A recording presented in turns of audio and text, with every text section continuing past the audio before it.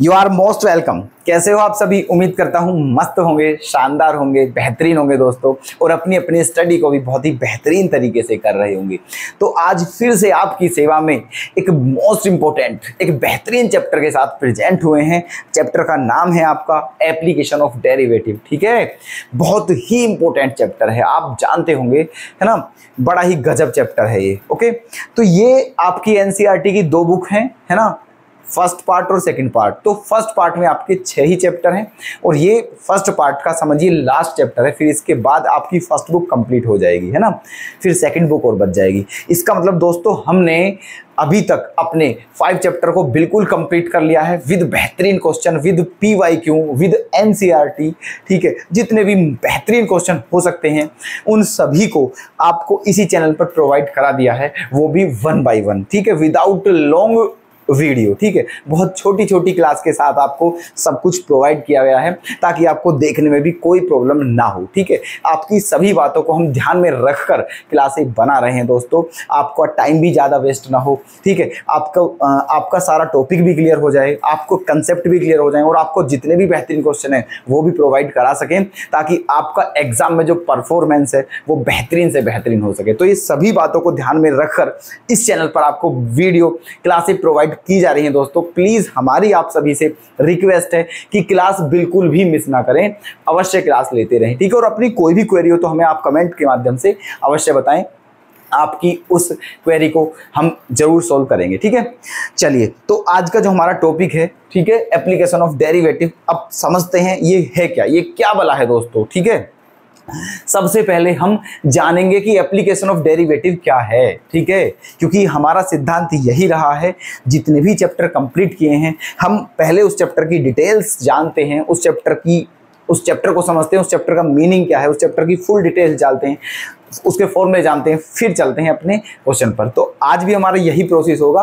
तो देखना application of derivative क्या है। ठीक है, देखिए, तो एप्लीकेशन ऑफ डेरिवेटिव, देखो जो डेरिवेटिव है दोस्तों वो डिफरेंशिएशन का ही क्या है, ठीक है, डिफरेंशिएशन की ही फॉर्म है ना। और डेरिवेटिव हम पढ़ भी चुके हैं, डिफरेंशिएशन जो हमने किया था, इससे पहला चैप्टर जो हमने कंप्लीट किया है, चैप्टर 5 कंटिन्यूटी एंड डिफरेंशिएबिलिटी, वहां पर आपने डिफरेंशिएशन किया है बहुत ही बेहतरीन। ठीक है, एक्सपोनेंशियल फंक्शन, लोगरिथमिक फंक्शन, ठीक है, अलजेब्रिक फंक्शन, बहुत सारे फंक्शंस थे जिनका आपने डेरिवेशन की मतलब डिफरेंशिएशन किया था। ठीक है, डेरिवेटिव तो वही है, ये भी कोई नई बात नहीं है। बस इसमें है क्या, इसमें क्या है, एप्लीकेशन ऑफ डेरिवेटिव, मतलब जो आपने डेरिवेटिव किया था, ठीक है, अब से पहले वो आपने डेरिवेटिव कर लिया, लेकिन अब यहाँ जो है इस चैप्टर में मतलब क्या पढ़ना है आपको कि उस डेरिवेटिव का आप कहाँ कहाँ अप्लाई कर सकते हो। ठीक है, क्या एप्लीकेशन है उसकी। ठीक है, बात समझ रहे हो हमारी, क्या कहना चाह रहे हैं हम। ठीक है, इस चैप्टर में आपको क्या पढ़ना है कि जो डेरिवेटिव आप कर चुके हैं, अब यहां आपको उस डेरिवेटिव का प्रयोग पढ़ना है, प्रयोग करना है, उसका यूज करना है, अप्लाई करना है। ठीक है, मतलब उस डेरिवेटिव को आप कहां कहां अप्लाई कर सकते हो, यही इस चैप्टर का मीनिंग है, यथार्थ है दोस्तों। ठीक है, तो यह है इस चैप्टर का मीनिंग। ओके, तो इस चैप्टर में क्या करना है हमको, जो डेरिवेटिव हम कर चुके हैं, जो डिफरेंशिएशन हम पढ़ चुके हैं, उसका हमें क्या करना है, यहाँ अप्लाई करना है उसको। ठीक है, अब देखते हैं उसको कैसे कैसे अप्लाई कर सकते हैं, कहाँ कहाँ अप्लाई होता है। ठीक है, बस ध्यान से देखते रहिए दोस्तों। ठीक है, दूसरी बात, इस चैप्टर में हमें 3 टॉपिक पढ़ने हैं केवल। ठीक है, नंबर फर्स्ट पढ़ना है आपका रेट ऑफ चेंज। ठीक है, नंबर सेकंड है आपका इंक्रीजिंग एंड डिक्रीजिंग फंक्शन, और नंबर थर्ड है आपका मैक्सिमा एंड मिनिमा। ठीक है, बस ये 3 टॉपिक पढ़ने हैं। ठीक है, इस चैप्टर में अप्रोक्सीमेशन वाला भी टॉपिक था, लेकिन वो आपका रिड्यूस हो चुका है सिलेबस से। ठीक है, तो उसे अब क्या ही करेंगे हम, तो इस चैप्टर में हमें बस 3 ही टॉपिक करने हैं। ठीक है, जो हमने आपको बता दिए हैं। अब हम तीनों टॉपिक अगर आपको एक ही साथ एक्सप्लेन करते तो ये वीडियो भी लेंथी हो जाती, ठीक है, और आपको देखने में भी दुविधा होती। इसीलिए हम क्या करेंगे, इस चैप्टर के जो ये तीनों टॉपिक हैं इन्हें 1 by 1 समझते हैं और कंप्लीट करते हैं। तो आज हम सबसे पहले क्या समझेंगे, रेट ऑफ चेंज। ठीक है, ये रेट ऑफ चेंज क्या होती है समझिए। ठीक है, देखिए एक क्वेश्चन की सहायता से हम आपको बताएंगे, पर पहले समझिए, है ना। देखो चैप्टर का नाम क्या था, एप्लीकेशन ऑफ डेरिवेटिव, वो आप समझ चुके हैं एप्लीकेशन ऑफ डेरिवेटिव क्या होता है। तो इस चैप्टर में हमें क्या करना है, जो डेरिवेटिव हमने किया है, सीखा है, कर चुके हैं, उसका यूज करना है, उसका अप्लाई करना है, वो कहाँ कहाँ उसे अप्लाई कर सकते हैं, ठीक है। और इसके अंदर जो 3 टॉपिक है उसमें से पहला टॉपिक हमारा क्या है आज का, रेट ऑफ चेंज, ठीक है। तो समझते हैं पहले रेट ऑफ चेंज क्या होता है, ठीक है। फिर आपको क्वेश्चन आपके सामने है, ठीक है। पहले रेट ऑफ चेंज को समझाते हैं क्या है, फिर क्वेश्चन के अकॉर्डिंग समझाएंगे, आपके बेहतरीन तरीके से बिल्कुल क्लियर करके छोड़ेंगे हम आपको, ठीक है। देखना, तो रेट ऑफ चेंज क्या होता है समझिए। क्वेश्चन पर ध्यान नहीं देना है अभी, ठीक है। पहले जो हम समझा रहे हैं उस पर ध्यान देना है, क्वेश्चन पर बाद में ध्यान देना, ठीक है। क्या है देखो, टॉपिक क्या है हमारा आज का, ठीक है। हमारा फर्स्ट टॉपिक है आज का रेट ऑफ चेंज, है ना, ऑफ क्वांटिटी, ठीक है। Rate of change of quantity मतलब कोई भी क्वांटिटी है उसकी रेट ऑफ चेंज, ठीक है, क्या होता है आप समझना दोस्तों, ठीक है। हम आपको अगर मतलब जनरली बताएं, जनरली लैंग्वेज में अगर आपको समझाएं, हम बताएं, तो रेट ऑफ चेंज दोस्तों डेरिवेशन ही मतलब डिफरेंशिएशन ही होता है, ठीक है। जो रेट ऑफ चेंज है वो डिफरेंशिएशन ही होता है। कैसे होता है समझिए, ठीक है। रेट ऑफ चेंज जैसे क्या मतलब है आपका, जैसे समझिए हमें दे दिया dy/dx, क्या दे दिया, dy/dx। तो रेट ऑफ चेंज क्या होती है समझना, ठीक है। जैसे हमारा dy/dx है, ठीक है। तो d4 क्या होता है दोस्तों, डिफरेंशिएशन, ठीक है। और ये क्या है यहाँ x, और ये क्या है यहाँ y। मतलब ये है कि जो डिफरेंशिएशन x में हो रहा है, ठीक है, जो डिफरेंशिएशन x में हो रहा है और उसी की वजह से, ठीक है, y में डिफरेंशिएशन हो रहा है, ठीक है। मतलब x में डिफरेंशिएशन जो हो रहा है उसी के वजह से y में जो डिफरेंशिएशन हो रहा है, तो ये जो रेट है दोस्तों, इसी को क्या बोलते हैं हम, रेट ऑफ चेंज बोलते हैं, ठीक है। फिर से सुनिए, समझिए क्या, कि जैसे dy/dx है आपका, तो रेट ऑफ चेंज क्या होती है, ठीक है, कि 2 क्वांटिटी है हमारे पास यहाँ पर, एक x है और एक y है, ठीक है। तो एक क्वांटिटी में देखो rate of change of quantity, ठीक है, 2 क्वांटिटी है हमारे पास x और y, तो एक क्वांटिटी में जो चेंज होता है, ठीक है, उसकी वजह से जो दूसरी क्वांटिटी में चेंज होता है, ठीक है, उसका जो रेट होता है, उसकी जो दर होती है, उसकी जो रफ्तार होती है दोस्तों, उसे ही क्या बोलते हैं हम, रेट ऑफ चेंज बोलते हैं, ठीक है। हिंदी में परिवर्तन की दर कहते हैं, ठीक है। समझे आप, ठीक है। समझिए ध्यान से, अभी फिर समझा रहे हैं, एग्जाम्पल लेंगे, ठीक है। तो यहां देखेंगे आप कि जो डिफरेंशिएशन मतलब जो परिवर्तन x में हुआ है आपका, जो चेंज x में हुआ है, ठीक है, और क्योंकि ये दोनों क्वांटिटी एक दूसरे पर डिपेंड कर रही हैं, दोनों क्वांटिटी एक दूसरे पर डिपेंड कर रही हैं, तो जो चेंज आपका फर्स्ट क्वांटिटी में हुआ है उसकी वजह से जो चेंज आपका y वाली क्वांटिटी में हुआ है, अदर क्वांटिटी में हुआ है, ठीक है, उसकी जो रेट है वही आपकी क्या होती है, रेट ऑफ चेंज होती है। फिर से देखिए, जैसे कि हम कहें dA/dt, क्या कहें, dA/dt, समझिए। तो 2 क्वांटिटी है हमारे पास यहाँ पर, एक तो T है और एक A है, ठीक है। अब ये A क्या है, ये एरिया, और T क्या है, टाइम, है ना। कहने का मतलब जो टाइम में चेंज हुआ है, ठीक है, अगर टाइम में चेंज हुआ है तो उसकी वजह से जो एरिया में चेंज हुआ है, ये जो रेट है, इसी को क्या बोलेंगे आप, रेट ऑफ चेंज कहेंगे, ठीक है। क्या कहेंगे, रेट ऑफ चेंज, ठीक है। फिर से समझिए, एक एग्जांपल ले लेते हैं, जैसे कि हमने ले लिया y बराबर ले लिया हमने, कुछ भी ले लेते हैं, y बराबर 5x + 4, मान लीजिए ये ले लिया है, ठीक है। y बराबर क्या ले लिया है, 5x + 4। अब इसका देखना, अगर हम यहाँ पर x की वैल्यू, अगर यहाँ पर x की वैल्यू क्या रखें 1, तो y की वैल्यू क्या हो जाएगी यहाँ पर, ठीक है, 5। और यहाँ पर अगर हम x की वैल्यू क्या रखें 2, तो y की वैल्यू क्या हो जाएगी 10, ओके। और अगर यहाँ पर हम x की वैल्यू क्या रखें 3, तो y की वैल्यू क्या हो जाएगी 15, है ना। समझिए, हमारे पास हमने एक लीनियर इक्वेशन ले ली है, y = 5x + 4। अगर यहाँ पर हमने x की वैल्यू 1 रखते हैं तो y की वैल्यू 5 आती है, ठीक है। अगर x की वैल्यू 1 रखते हैं, सॉरी, ठीक है, मिस्टेक हो गई है। अगर x की वैल्यू 1 रखते हो तो y की वैल्यू क्या आएगी, 9 आएगी दोस्तों, ठीक है, क्या आएगी 9। और अगर x की वैल्यू 2 रखते हैं तो y की वैल्यू क्या आएगी 14 आएगी, है ना। और अगर x की वैल्यू 3 रखते हैं तो y की वैल्यू क्या आ जाएगी 19। क्लियर है, ठीक है। अब बहुत ही ध्यान से देखने की आवश्यकता है आपको यहाँ पर, बिल्कुल ध्यान से देखें, ध्यान बिल्कुल भी भटकना नहीं चाहिए आपका, ठीक है, तभी ये चीजें समझ में आएंगे, अदरवाइज ये नहीं आएगा, ठीक है। देखिए, जब हमने x की वैल्यू 1 रखी तो हमारी 9 आई y की वैल्यू, जब x की वैल्यू 2 रखते हैं तो 14 आता है, जब x की वैल्यू 3 रखते हैं तो क्या आता है 19। अब देखना, ठीक है, x की वैल्यू क्या थी पहले 1, फिर क्या होगी 2, तो कितने का परिवर्तन, कितना चेंज हुआ दोस्तों, 1 चेंज हुआ, ठीक है। और y में कितना चेंज हुआ 5, ठीक है, y में कितना चेंज हुआ 5, ठीक है। अब यहां से देखना, यहाँ x की वैल्यू 2 थी, 2 से क्या होगी 3, यहाँ भी क्या चेंज हुआ 1, तो यहाँ भी कितना चेंज हुआ 5, है ना। मतलब हम आपको क्या समझाना चाह रहे हैं, सबसे पहले उसको समझने का प्रयास कीजिए। हम आपको समझाना चाह रहे हैं कि देखना, x में अगर 1 का चेंज हो रहा है तो y में 5 चेंज हो रहा है, ठीक है।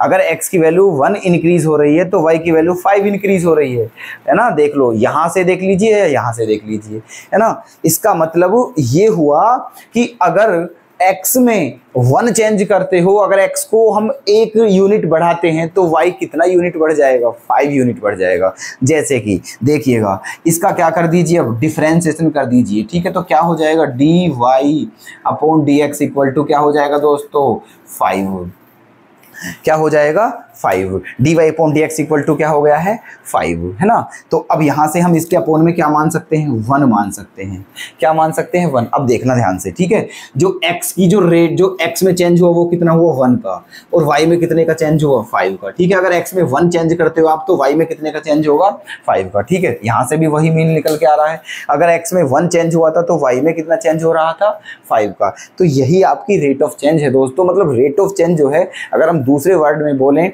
तो क्या होता है आपका, रेट ऑफ चेंज आपका डिफरेंशिएशन ही होता है, डेरिवेटिव ही होता है। अब देख लो आप यहां से, ठीक है, अगर आपने x में 1 चेंज किया तो y में कितना हुआ 5 चेंज, ठीक है। और डेरिवेटिव भी आपका यही आ रहा है, dy/dx क्या आ रहा है 5 ही आ रहा है ना।